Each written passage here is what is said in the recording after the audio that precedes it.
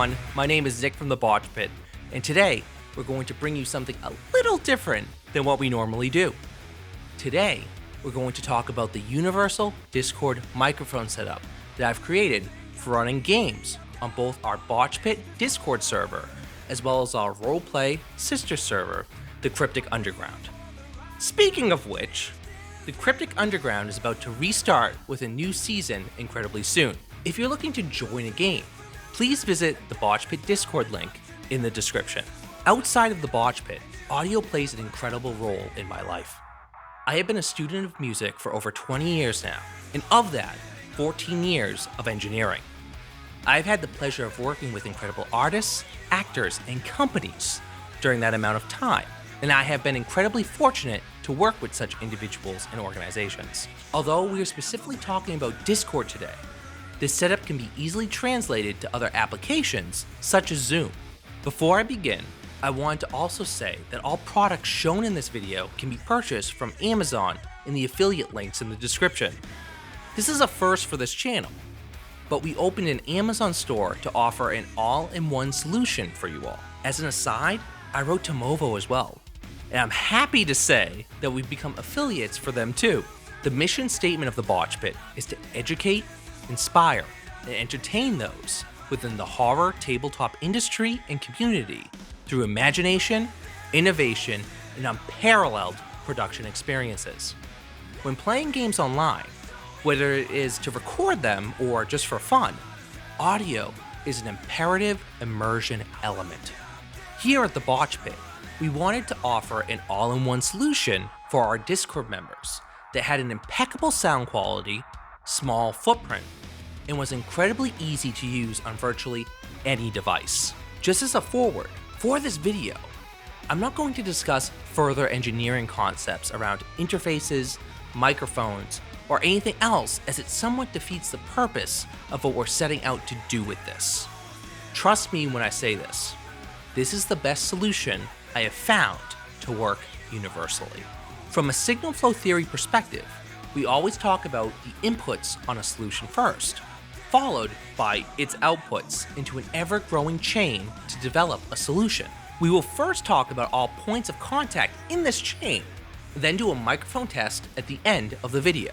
The first point of contact, the first input, is the microphone, the Movo VXR10 Universal Video Microphone. I don't say this lightly. This microphone blew me away the first time I used it. I was eventually looking for a small, onboard shotgun microphone solution for my camera setup that sounded better than the on-camera microphone. After poring over multiple threads, spreadsheets, etc. between many different companies like Shure and Rode, I came across Movo. This microphone kicks seriously for the price point that it's at, only about $40 at the time of this recording. So much so that I've actually begun bringing it as a spare microphone on the shoots for my actual job. Yeah, it's that serious. What we're going to do now is to take our desktop tripod, the Ammoon Foldable Tripod desktop microphone stand, and fully extend it.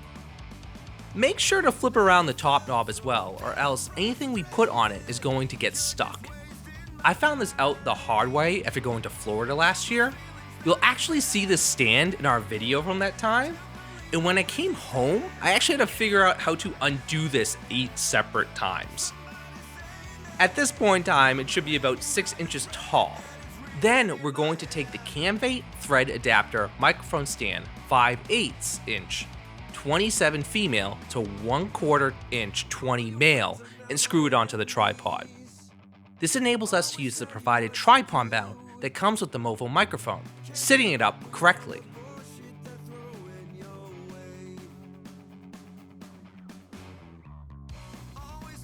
Now, that microphone comes with 2 cables, a TRS and a TRRS 1/8 cable.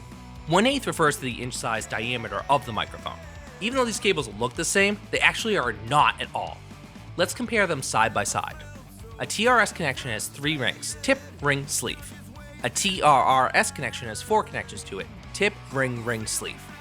A TRS connection gives your headphones outputs, but the TRRS connection carries that, but also a microphone input signal with it. Look at any pair of headphones that you have at home. If it has a TRS connection, then it has no microphone on it, If it has a TRRS connection, there is a microphone on it. Pretty neat, right? For the sake of the length of this video, I'm going to skip some of the engineering jargon for the sake of the end users here. So we must have to use the TRRS connection, right? Well, not 100%. I'll explain. So let's say we're going to connect this directly to a camera's or computer's microphone input. It absolutely works. You would then plug in headphones in a separate port, and everything works great. But see, this is a NIC audio engineering class. Let's say that we have one 1/8 universal input-output that exists virtually on every mobile device. And if not, things can be easily adapted to it, but that's the universal pretty much standard. If we were to plug in the microphone in this situation, we have an input. But the problem lies is in that we can't hear what everyone else is saying through Discord. We can't monitor because it is a physical port. It overwrites anything the device's software tries to control and change. We need to be able to hear and communicate as well. That's where the next product comes in, the MillSO headphone splitter adapter. If you notice, this cable has two 1/8 inputs and one 1/8 output. Here we have two 1/8 inputs, each marked specifically with a microphone and a headphone for the appropriate inputs. Also, check that final connection. Look pretty familiar, right? A TRRS connection. This is where things become slightly tricky for those that don't understand signal. So the TRRS connection from the microphone for this device won't work. It's not accepted due to the splitting and recombination of the cable in the end. Here, this is where you put in that springing TRS connection. Trust me here, I know it's almost completely backwards on what I just said, but we're working with split signals, so it's a little different now.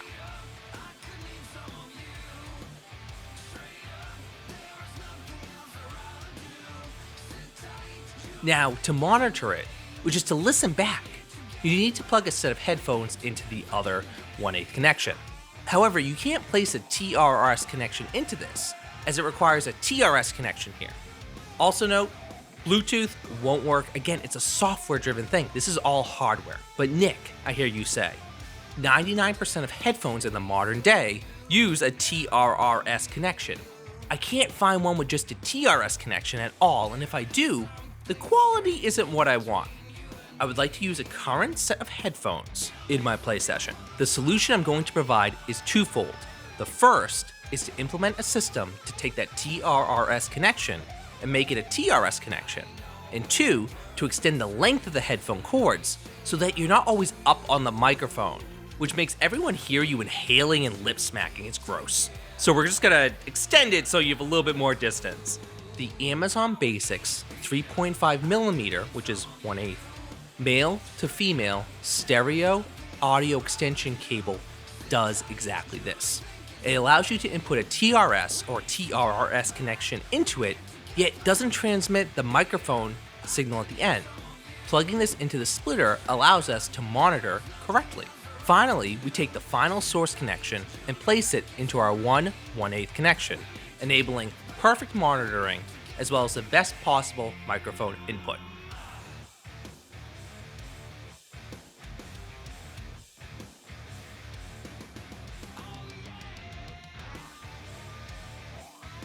From here, when connecting to Discord on any device, you can adjust your volume input and output. Depending on how the server is set up, the connections can become throttled, and audio can take a little bit of a hit because of it. Here's a test just through my phone of the recording with no processing. Then at a deadly pace, it came from outer space, and this is how the message ran. Science fiction double feature, Dr. X will build a creature. See androids fighting, Brad and Janet, and Francis stars in Forbidden Planet. Here is a test through Discord at 64 kilobits per second with no processing. Whatever happened to Saturday night? When you dressed up sharp and you felt all right. It didn't seem the same since cosmic light came into my life. I thought I was divine. Here is a test through Discord at 128 kilobits per second with no processing. So come up to the lab and see what's on the slab. I see you shiver with anticipation. But maybe the rain is really to blame. So I'll remove the cause, but not the symptom. In total, at the time of this recording, the setup costs about $80 and virtually destroys everything else at this price point. So, there we go! The Botch Pit Universal Discord Microphone Guide. As stated before, this was intended to help beginners with setting up a better microphone solution with playing Discord sessions in higher quality without needing a wealth of recording knowledge to do so. And again, if you're looking for a game to join, come to the Botch Pit's Discord, located in the description, to join in on games hosted by the Botch Pit members in our sister server, the Cryptic Underground, as it ramps back up again. This has been Nick from the Botch Pit. Thank you.